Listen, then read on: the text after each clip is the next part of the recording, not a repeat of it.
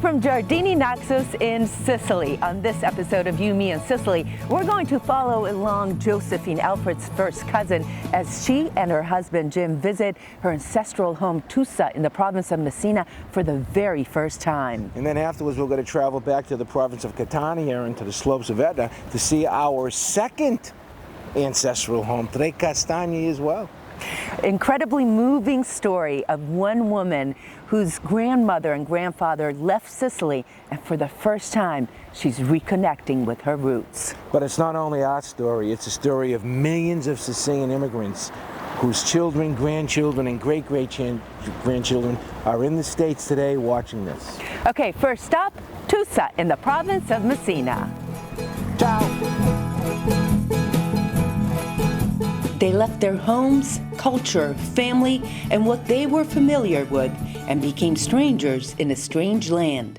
Sicily, magnificent in so many ways, but its beauty and bounty were sometimes not enough. So many made the extraordinarily difficult and brave decision to seek a better life for themselves and their family.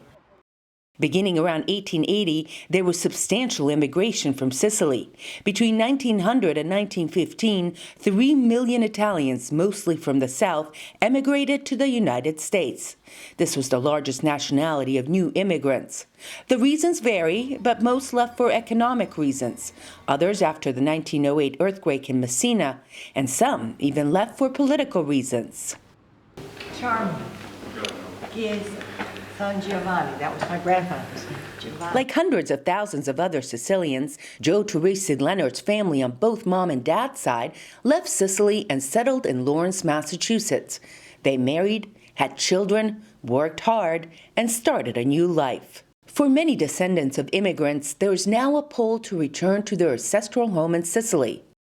Although Joe and her husband Jim had visited Sicily decades ago, on this trip, Joe wanted to see where her grandmother on her mother's side came from. Josefina di Maria, Joe's grandmother, left from Tusa, located in the province of Messina, with some of her siblings at the beginning of the 20th century. On the ride up, we stopped several times just to admire the majestic scenery.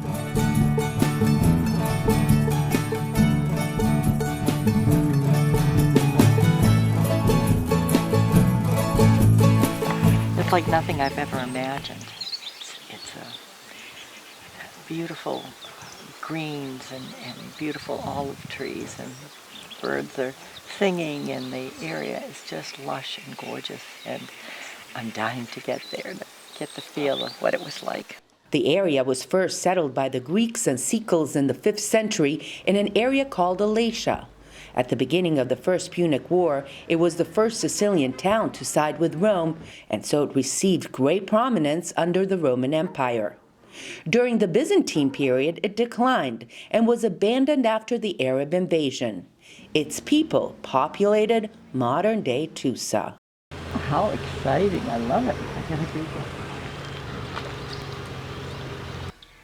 Entering Tusa is like stepping back into antiquity. Each cobblestone street has a uniquely medieval character.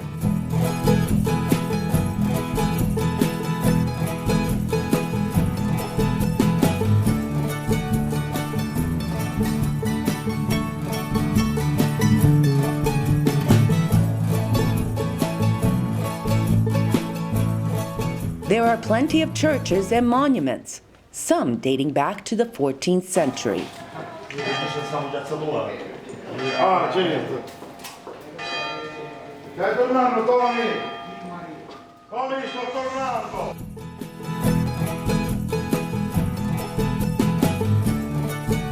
The panoramic views are magical. In the midst is the 16th century structure, a recreation of Mount Calvary.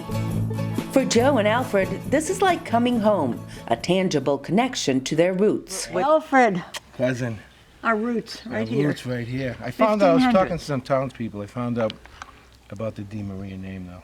Okay, if it is in fact that, but we can go with it. But we can go with our version of the truth, Okay. right? But Yeah, anyways, let's I guess go. the Di Maria was a baroness. Ooh, And old name. okay. As a matter of fact, walking down here, we saw some buildings 15th century, 14th century. That's, that's very old. Another after another after another. Let me see that. On the way out of town, we stopped at a small restaurant. The owner came out to greet us. Piacere Vincenzo. Jim, for America. And soon we were having a discussion about family connections. Ah, Torrisi. Sarà parente di mio cognato. E mio cognato Torrisi. Today, there are about 3,500 people in Tusa, just a fraction of what it was in its heyday. Most of its population is elderly, and jobs are scarce. Jo says she understands why her family left Tusa. What would you tell your mom if she was sitting across from you? I would say, why did your family ever leave this peaceful, gorgeous place? Although I would know why they did. They wanted a better life, they wanted a little more security, they wanted to move away from a small little town.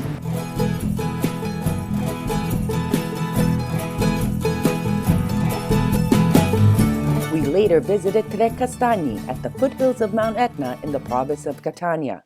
Jo's grandfather, Gaetano Turrisi, who's also Alfred's grandfather, lived there before leaving for the States in 1906 as a teenager. His wife, Concetta Gangi Turrisi, came several years later. This is the house their grandmother lived in. As Jo walked the streets her grandparents walked on, she said she felt a deep connection to her ancestors.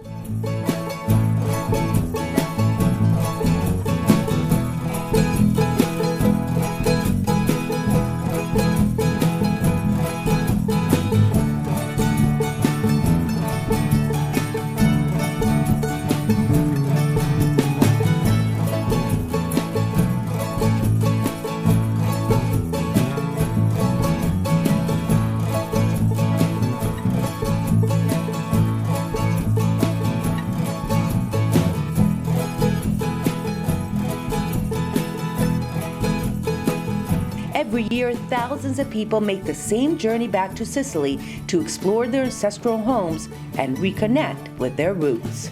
You know, this story for me personally was so moving because when I was a young child, my parents made the very difficult and brave decision to leave Hungary, my ancestral home, seeking a better future. The streets of America were paved with gold. That's what people believe, and they came for a lot of different reasons.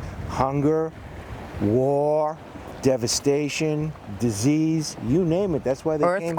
Earthquakes, you name it. If there was a reason, they came to America. America. Remember they said that? America.